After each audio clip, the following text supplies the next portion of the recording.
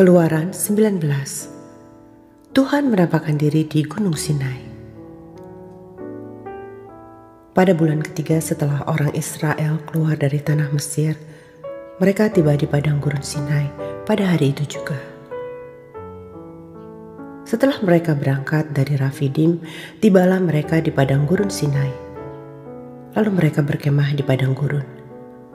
Orang Israel berkemah di sana, di depan gunung itu. Lalu naiklah Musa menghadap Allah, dan Tuhan berseru dari gunung itu kepadanya. Beginilah kau katakan kepada keturunan Yakub, dan kau beritakan kepada orang Israel. Kamu sendiri telah melihat apa yang kulakukan kepada orang Mesir, dan bagaimana aku telah mendukung kamu di atas sayap Raja Wali, dan membawa kamu kepadaku.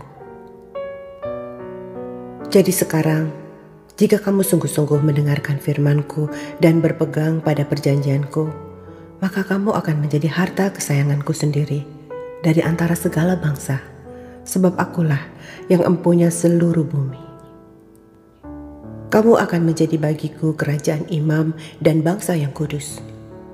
Inilah semuanya firman yang harus kau katakan kepada orang Israel. Lalu datanglah Musa dan memanggil para tua-tua bangsa itu dan membawa ke depan mereka segala firman yang diperintahkan Tuhan kepadanya. Seluruh bangsa itu menjawab bersama-sama, "Segala yang difirmankan Tuhan akan kami lakukan." Lalu Musa pun menyampaikan jawab bangsa itu kepada Tuhan. Berfirmanlah Tuhan kepada Musa, "Sesungguhnya aku akan datang kepadamu dalam awan yang tebal, dengan maksud supaya dapat didengar oleh bangsa itu apabila aku berbicara dengan engkau, dan juga supaya mereka senantiasa percaya kepadamu." Lalu Musa memberitahukan perkataan bangsa itu kepada Tuhan. Berfirmanlah Tuhan kepada Musa, "Pergilah kepada bangsa itu, suruhlah mereka menguduskan diri pada hari ini dan besok, dan mereka harus mencuci pakaiannya. Menjelang hari ketiga mereka harus bersiap, sebab pada hari ketiga Tuhan akan turun di mata seluruh bangsa itu di Gunung Sinai. Sebab itu haruslah engkau memasang batas bagi bangsa itu berkeliling sambil berkata, 'Jagalah baik-baik, jangan kamu mendaki gunung itu atau kena kepada kakinya. Sebab siapapun yang kena kepada gunung itu, pastilah ia dihukum mati. Tangan seorang pun tidak boleh merabanya, sebab pastilah ia dilempari dengan batu atau dipanahi sampai mati.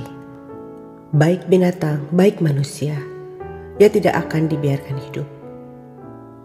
Hanya apabila sangkakala berbunyi panjang, barulah mereka boleh mendaki gunung itu.' Lalu turunlah Musa dari gunung mendapatkan bangsa itu. Disuruhnyalah bangsa itu menguduskan diri, dan mereka pun mencuci pakaiannya. Maka kata Musa kepada bangsa itu, 'Bersiaplah menjelang hari yang ketiga, dan janganlah kamu bersetubuh dengan perempuan.' Dan terjadilah pada hari ketiga pada waktu terbit fajar, ada guruh dan kilat dan awan padat di atas gunung, dan bunyi sangkakala yang sangat keras, sehingga gemetarlah seluruh bangsa yang ada di perkemahan. Lalu Musa membawa bangsa itu keluar dari perkemahan untuk menjumpai Allah, dan berdirilah mereka pada kaki gunung. Gunung Sinai ditutupi seluruhnya dengan asap, karena Tuhan turun ke atasnya dalam api. Asapnya membumbung seperti asap dari dapur, dan seluruh gunung itu gemetar sangat. Bunyi sangkakala kian lama kian keras. Berbicaralah Musa, lalu Allah menjawabnya dalam guruh. Lalu turunlah Tuhan ke atas gunung Sinai, ke atas puncak gunung itu. Maka Tuhan memanggil Musa ke puncak gunung itu, dan naiklah Musa ke atas. Kemudian Tuhan berfirman kepada Musa, "Turunlah, peringatkanlah kepada bangsa itu, supaya mereka jangan menembus mendapatkan Tuhan hendak melihat-lihat. Sebab tentulah banyak dari mereka akan binasa. Juga para imam yang datang mendekat kepada Tuhan haruslah menguduskan dirinya, supaya Tuhan jangan melanda mereka." Lalu berkatalah Musa kepada Tuhan, "Tidak akan mungkin bangsa itu mendaki gunung Sinai ini, sebab Engkau sendiri telah memperingatkan kepada kami. Demikian, pasanglah batas keliling gunung itu dan nyatakanlah itu kudus. Lalu Tuhan berfirman kepadanya, pergilah, turunlah, kemudian naiklah pula engkau beserta Harun.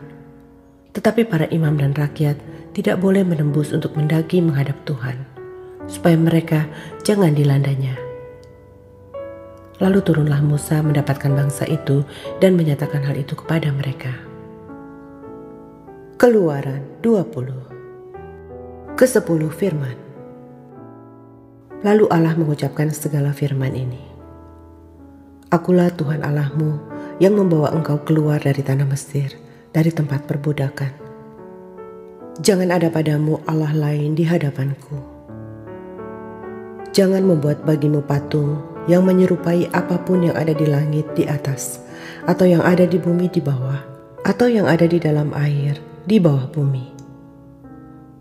Janganlah sujud menyembah kepadanya atau beribadah kepadanya, sebab aku, Tuhan Allahmu, adalah Allah yang cemburu, yang membalaskan kesalahan bapa kepada anak-anaknya, kepada keturunan yang ketiga dan keempat dari orang-orang yang membenci aku.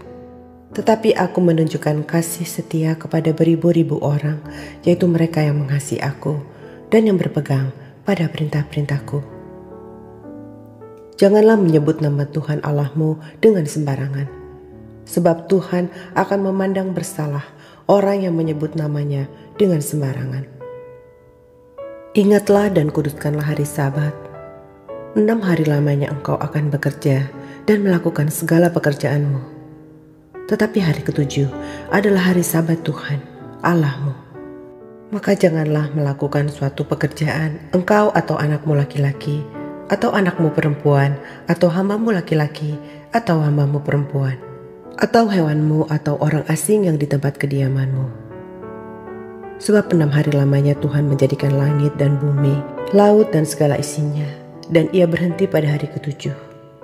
Itulah sebabnya Tuhan memberkati hari Sabat dan menguduskannya. Hormatilah ayahmu dan ibumu, supaya lanjut umurmu di tanah yang diberikan Tuhan Allahmu kepadamu. Jangan membunuh, jangan berzina, jangan mencuri, jangan mengucapkan saksi dusta tentang sesamamu, jangan mengingini rumah sesamamu, jangan mengingini istrinya atau hambanya laki-laki atau hambanya perempuan atau lembunya atau keledainya atau apapun yang dipunyai sesamamu. Orang Israel takut menghadapi kedatangan Tuhan. Seluruh bangsa itu menyaksikan guruh mengguntur, kilat sambung menyambung, sangkakala berbunyi, dan gunung berasap. Maka bangsa itu takut dan gemetar, dan mereka berdiri jauh-jauh. Mereka berkata kepada Musa, "Engkaulah berbicara dengan kami, maka kami akan mendengarkan. Tetapi janganlah Allah berbicara dengan kami, nanti kami mati." Tetapi Musa berkata kepada bangsa itu, "Janganlah takut, sebab Allah telah datang dengan maksud untuk mencoba kamu, dan dengan maksud supaya takut akan Dia ada padamu, agar kamu jangan berbuat dosa." Adapun bangsa itu berdiri jauh-jauh, tetapi Musa pergi mendekati embun yang kelam di mana Allah ada. Peraturan tentang kebaktian. Lalu berfirmanlah Tuhan kepada Musa, "Beginilah kau katakan kepada orang Israel, kamu sendiri telah menyaksikan bahwa aku berbicara dengan kamu dari langit. Janganlah kamu membuat di sampingku Allah perak, juga Allah emas. Janganlah kamu buat bagimu. Kau buatlah bagiku mezbah dari tanah dan persembahkanlah di atasnya korban bakaranmu dan korban keselamatanmu, kambing dombamu dan lembu sapimu. Pada setiap tempat yang kutentukan menjadi tempat peringatan bagi namaku, aku akan datang kepadamu dan memberkati engkau. Tetapi jika engkau membuat bagiku mezbah dari batu, maka jangan engkau mendirikannya dari batu pahat. Sebab apabila engkau mengerjakannya dengan beliung, maka engkau melanggar kekudusannya. Juga jangan engkau naik tangga ke atas ke mezbahku, supaya auratmu jangan kelihatan di atasnya.